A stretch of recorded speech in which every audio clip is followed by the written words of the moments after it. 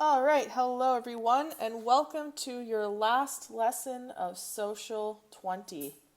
This one today is a little bit of a long video, but we just kind of have to tie up any loose ends we have from related issue 4. So just information that we didn't quite have time to cover previously. But it's all going to focus around one thing, which is the quest for Canadian unity.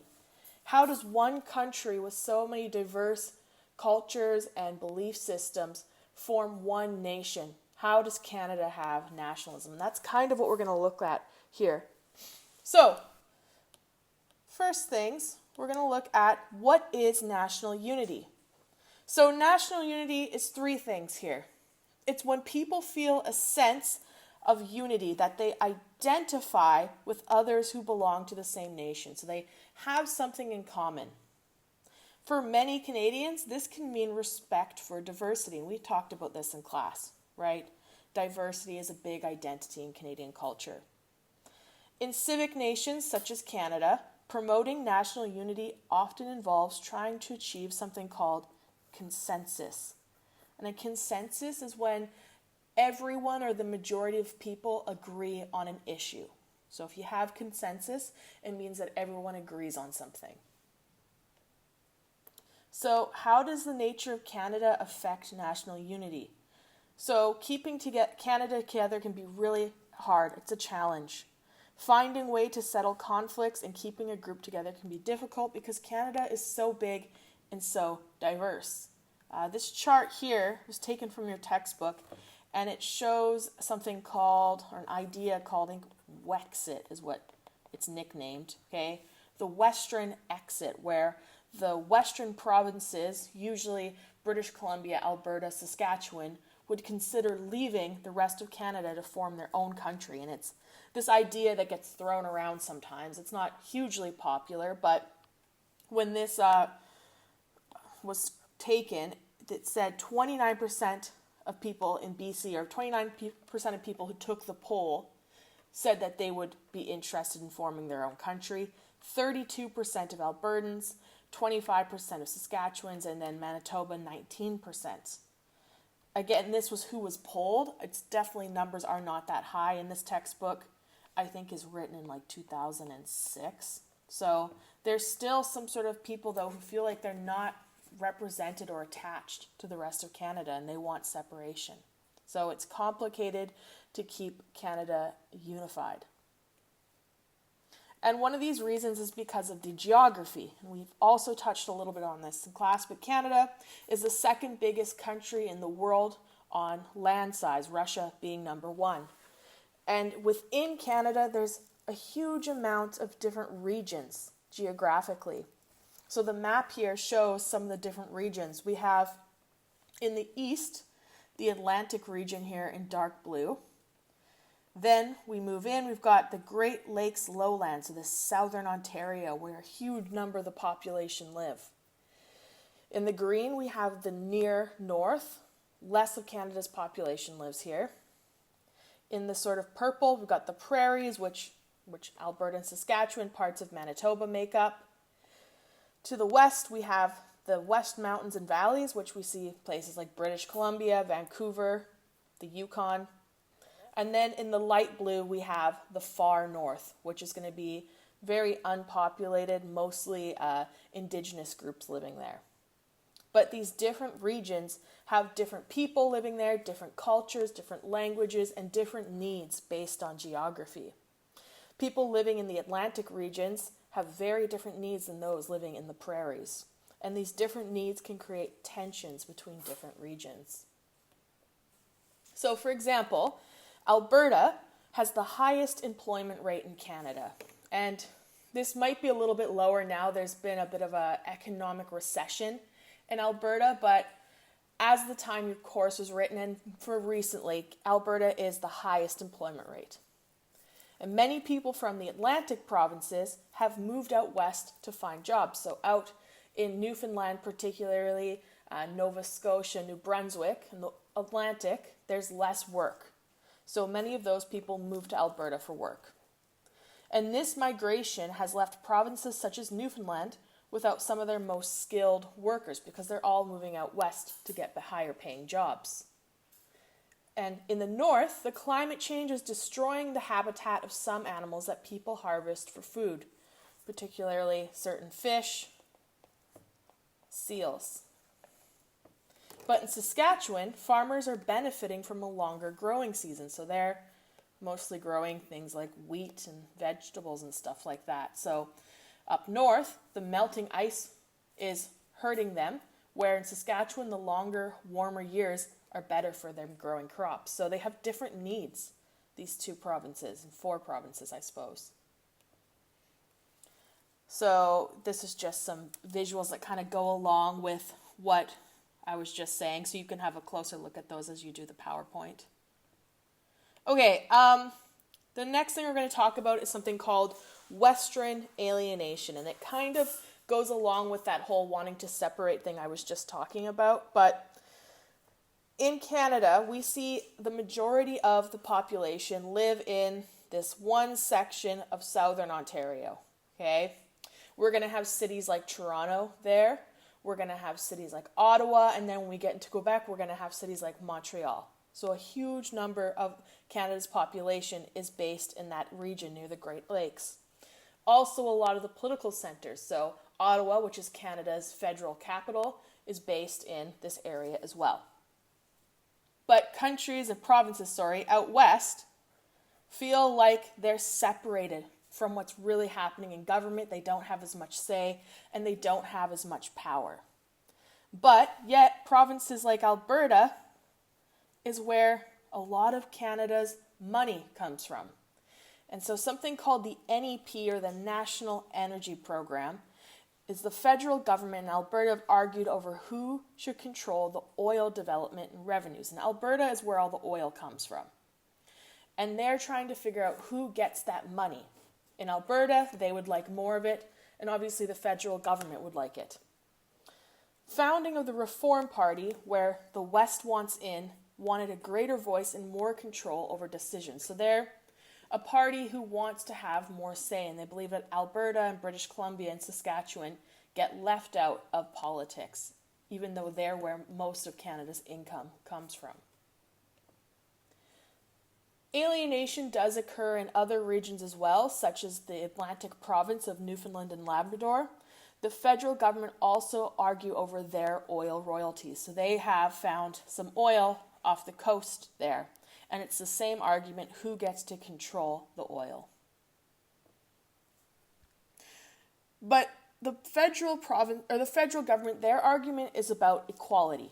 Okay? They want to ensure that all citizens feel that they are fairly and equally treated, and that it doesn't matter where you live within Canada, you have access to the same rights. And that's part of Canada's Constitution, which is going to lead us into something called equalization payments.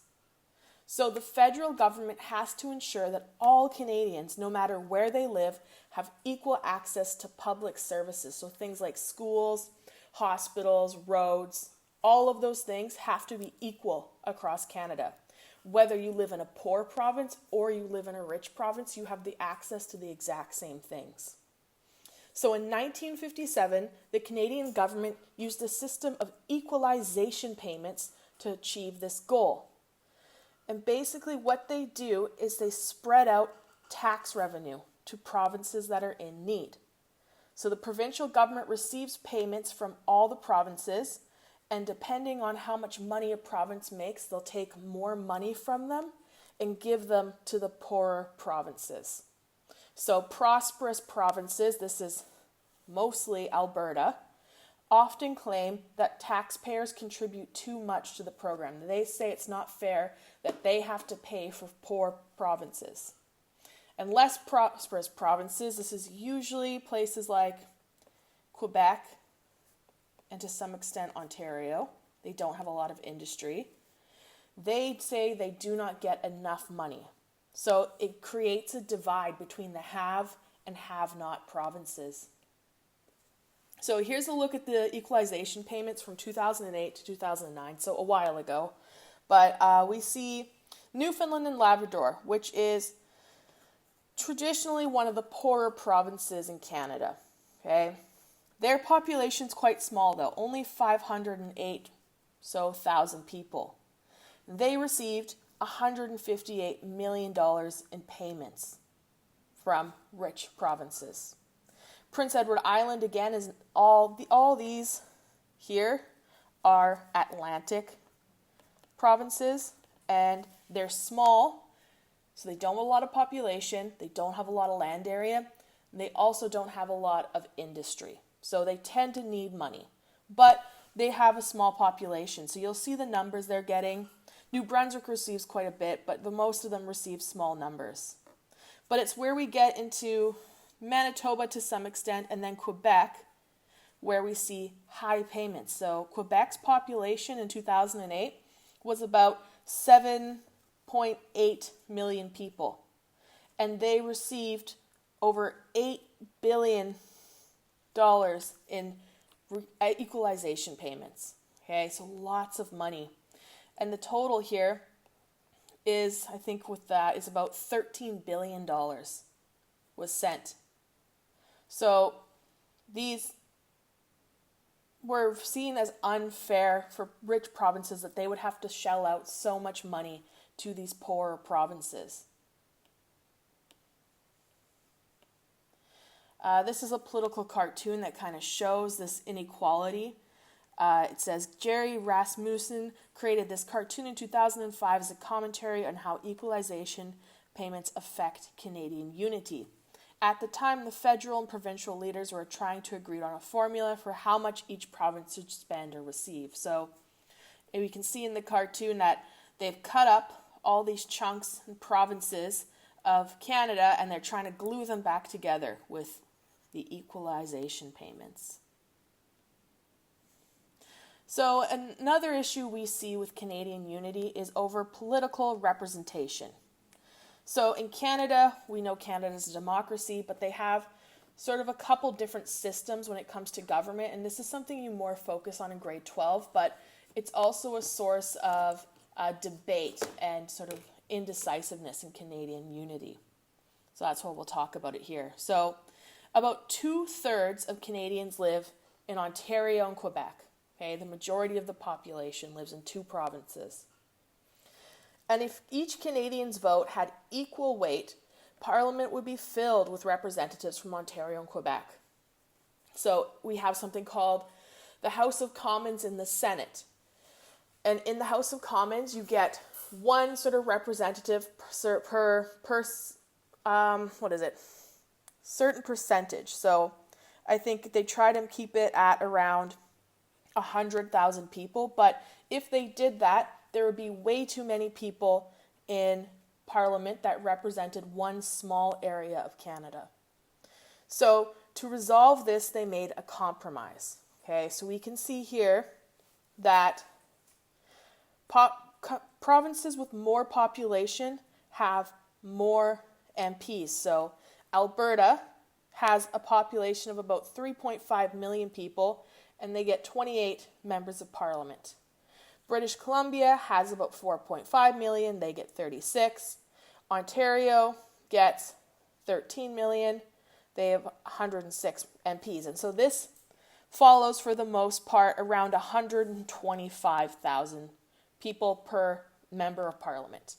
But for small provinces in the Atlantic, like Prince Edward Island, they wouldn't get a representative because, well, they'd have one representative for their entire population because their population is just over 125,000 people. So that seems unequal. So what they've done is they've compromised. They've allowed them to have 4 representatives with only 35,000 people per representative to try to make things more equal, because it wouldn't be fair if Ontario had 106 people to represent them in government, but a province like Prince Edward Island only had 1 person. So they have to figure out a compromise to spread this evenly.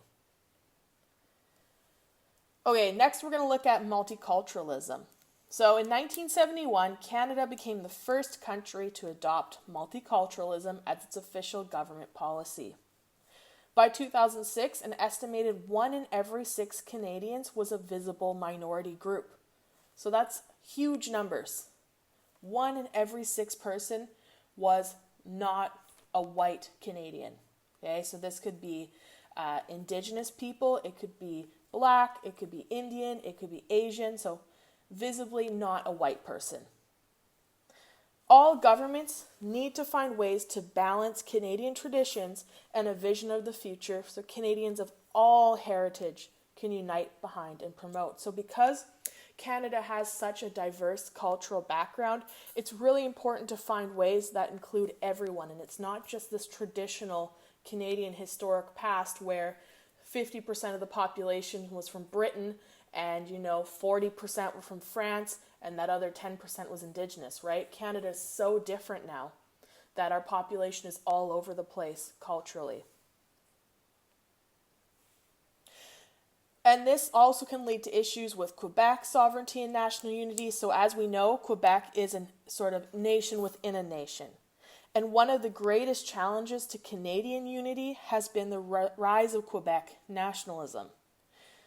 So Quebec nationalism, one of the greatest challenges has been the federal government's ability to convince Quebecois people that Canada is also their country. Okay? They're not separate from Canada. They can be Quebecois and Canadian, and that's been an ongoing issue, and we've talked about that in class as well. So we talked a little bit about the FLQ before, but they were a terrorist organization that was planting bombs in mailboxes, which eventually sort of escalated to the kidnapping and murder of a British diplomat. And as a result of this, the government set up something called the B&B Commission. And in this commission, they found that most Francophones, so French-speaking Canadians, were shut out of positions of economic and decision-making power, even in Quebec. Francophone minorities outside of Quebec did not have the same educational opportunities as Anglophone minority in Quebec. So if you spoke French, even in Quebec, you couldn't get a very good job, or you weren't have as many opportunities to get a good job. And if you were a French speaker outside of Quebec, your opportunities to a good education were much lower, even lower than someone who spoke English in Quebec. Okay, so Francophones were at a real disadvantage.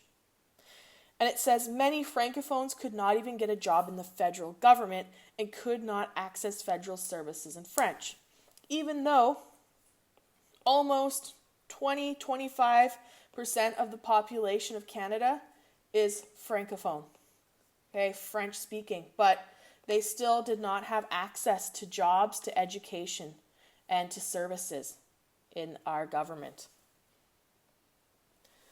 So after the B&B Commission came out, people started to have some reactions. And some people in the West viewed it as a government trick to force them to learn French. So in Western provinces, probably most notably Alberta, it was seen as some way of the government trying to enforce French on them. And some Aboriginal people said the focus was too narrow because it also didn't acknowledge their existence. So it only focused on French Canadians. It didn't look at what Indigenous Canadians were suffering. And the government offered federal funds to encourage provinces to offer more French language education. So they would pay provinces to have more French schools. Then the province of New Brunswick, which is an Atlantic province but right next to Quebec, officially declares itself as being bilingual. So in New Brunswick, 2 official languages, English and French. And then there was created the Federal Department of Multiculturalism, and it led to changes in policies towards all minorities, not just French speaking. And then we get the Official Bilingualism Act. So Pierre Trudeau and the Official Languages Act of 1969. Some of its goals included affirming French and English as the official languages of Canada, guaranteeing that federal services were available in both official languages, and ensuring that people have equal opportunities to participate in Parliament and other federal institutions. Okay, so it made sure that Canadians, whether you were English speaking or French speaking, had equal opportunity. And it says as a little side note here, in 2006, 20% of Canadians said they speak at least one non-official language at home, intensifying the need of challenge of promoting official bilingualism. So, sure, English and French are the two official languages, but 20% of Canadians speak something other than those two languages, which starts to bring into question, is there other languages that should become official, or should we have more services in those languages? So this little chart shows a percentage of people who are bilingual. So bilingual, speaking two languages, in this case we have English and French. So in 1996, 17% of Canadians were bilingual. 2001, 17.7, and 2006, 17.4. So it kind of has stayed at the same for 10 years. So about 17% of Canadians speak English and French, which is pretty high numbers. And then lastly, we're going to look at Aboriginal self-determination and national unity. So Aboriginal people believe that self-determination is an inherent right, a right that exists because they occupied the land and governed themselves for thousands of years before Europeans arrived. Although Canada's 1982 Constitution recognizes Aboriginal rights, it did not weigh whether those rights included self-determination and self-government. The Canadian government has refused to support the UN Declaration on Human Rights of Indigenous People. This affirms Aboriginal peoples to self-determination and to self-government in matters relating to their internal and local affairs. So this is an ongoing battle in Canada, and some Indigenous Aboriginal groups have got their self-determination. And so they're a nation within a nation again, but they don't want to separate from Canada. They don't want to become their own country. They just want to control their sort of local rights. Okay, anything that has internal and local affairs, they want to be able to control that. And that's an ongoing debate with the government of Canada. And land claims is also something we've gone through a few times in this class, but it's also something that's still ongoing. In recent decades, few of the hundreds of outstanding Aboriginal land claims have been settled. So some of them we've looked at, but there's still hundreds left. And those specific land claims are not always tied to self-government. The two often affect each other. So being able to have your own land and have rights to that land usually go hand in hand with being able to control what happens on that land.